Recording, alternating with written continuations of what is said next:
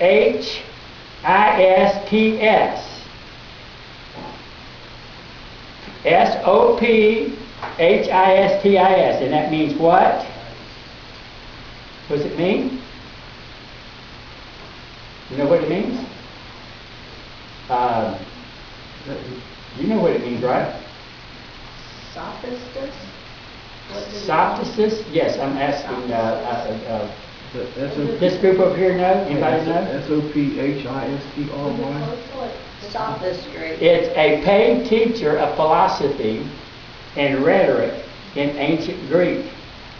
It is a paid teacher of philosophy and rhetoric in ancient Greek, associated in popular thought with moral skepticism and suspicious reasoning.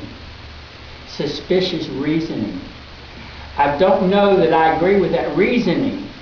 And you suspect that the reason that they're giving you suspect it's wrong, but you can't quite put your finger on it because it has an ounce of truth in it that gets you to at least listen to a falsehood because they add just a little bit of truth.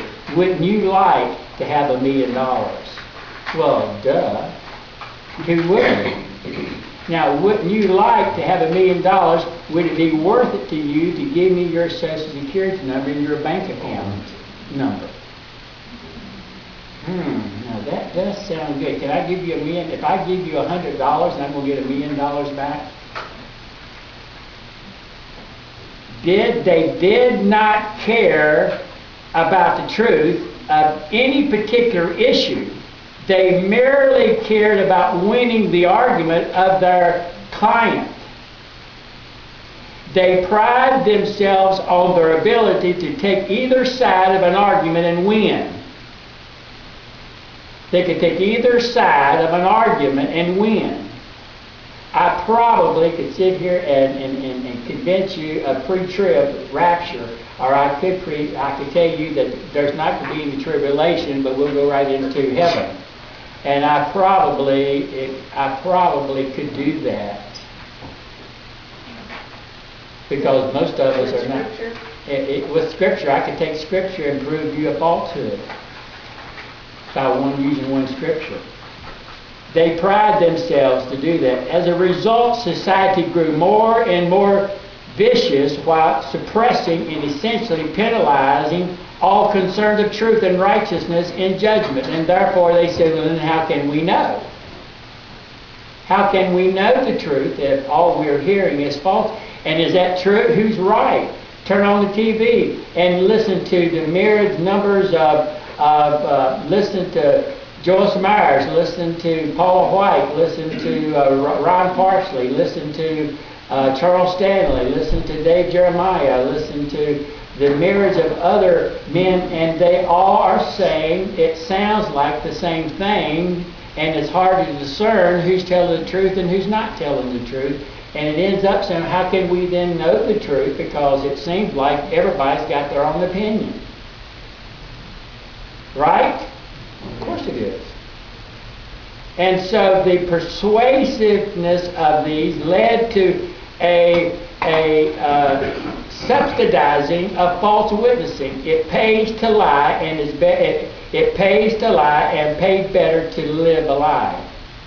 It paid to lie and paid better to lie well in the Greek age. Can you imagine how many people on TV are getting rich by lying? This guy in Texas, he said, send me your money, send me your money, send me your money, and I'll pray for you. He was a multi-millionaire. And he was lying through his teeth. He was doing nothing what he said he was doing. But it pays to lie. If I could be a millionaire lying, and get away with it, and I was good at it, right? Well, look at this guy's in jail now. What was his name? Burkhoff, or what was his name? Madoff. Look how much money he made lying. I mean, he lived a good life for a few years. And so our stylist despised his own humanistic flaws, because we're all human. We all fall for that. And he sought to counter this group of people by outlining proper ways to reason. So then you say, well, then how can I discern? How can I discern then? How can I not fall for this? What is by systematically exposing all the ways in which these people could create devious persuasion. I think most info commercials are deceptive persuasion. Don't you think? I mean, these commercials that if you use this, it'll work. Oh my goodness. It'll chop onions like you wouldn't believe. I bought one thing that was our bathtub in Lexington had stains in it that bleach wouldn't even take out. But I'm telling you, they showed this miracle cleaner, and so I called, I put it on my credit card, I got it back. It was nothing but this, it was like pink slime. It didn't clean anything. And I mean, I put it on the bathtub, and I was so stupid.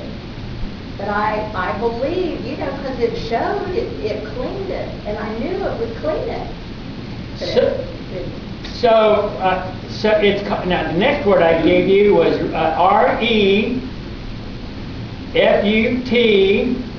REFUTATIONS.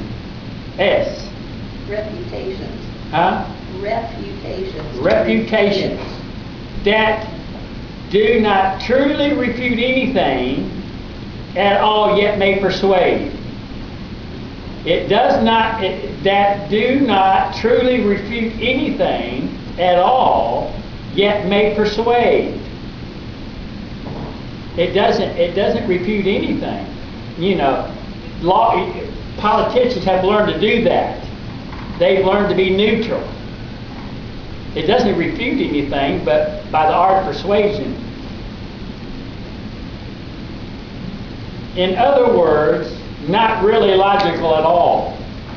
And so among those, he had 13 fallacies that did that. Well, I accept this broader application for all fallacies essentially committed the same areas. Here is a fallacy. Here is the fallacy of an argument. They fail to compel us necessarily to a true witness from the truth of the argument.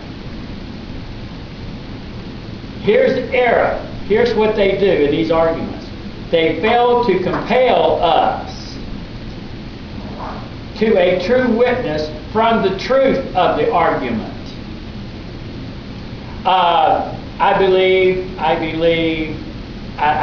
They'll say, God saves the whole world, and everybody in the world is going to go to heaven.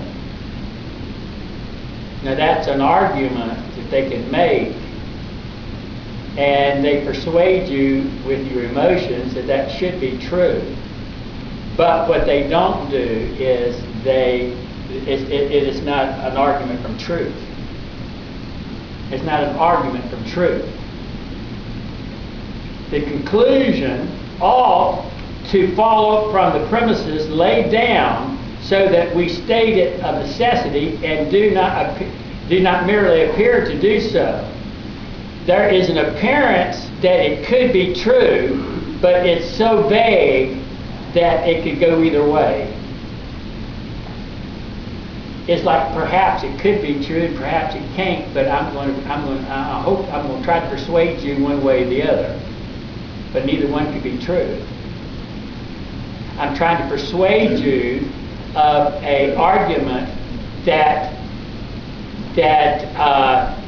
it's very vague, and you are persuaded not by the truth of it, but by the persuasion of it.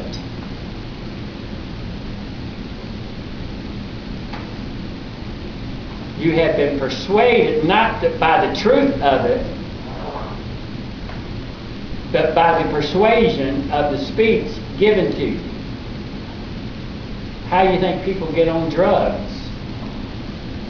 How do you think people get caught up in so many different kinds of problems in life. They believe a lie. An argument, here's what an argument should do. You need to put this down somewhere. An argument must compel us of necessity to accept it. Otherwise, we can judge it inconclusive and likely a fallacy. In other words, we accept it because it's true. And if it's not laid out to us conclusively, then we can conclude that it's fallacy. You hear that all the time. If a person says, if you get saved, all your problems are going to be solved if you plant enough seed. $15, $20, $30, $60, and that God will bless you. One person said on TV today, he said, I'm going to pray that everything you lost in 2007 will be restored to you in 2013. Everything that you lost, a job, a home, a work, or whatever, that I'm going to pray that God will restore all of that to you in 2013. Now, at the end of the service, make sure you send me $30. And if I could get my job back, if I could get my wife back, if I could get my children back, if I could get my health back, $30 may be worth it. You have fallen for a fallacy, not based on truth. In order to avoid this error, Christians should have a solid view of refutation or convicting. Actual is. How can you be convicted? We can begin by saying we need to progress in a biblical understanding. So here's what I'm saying. The bottom line is you need to listen to what I'm preaching. You need to listen to my preaching. And you're saying, why are you, even now you're probably saying, what does this have to do with living the Christian life? What if, and all of us in here have fallen prey to fallacies. Every one of them. Including me.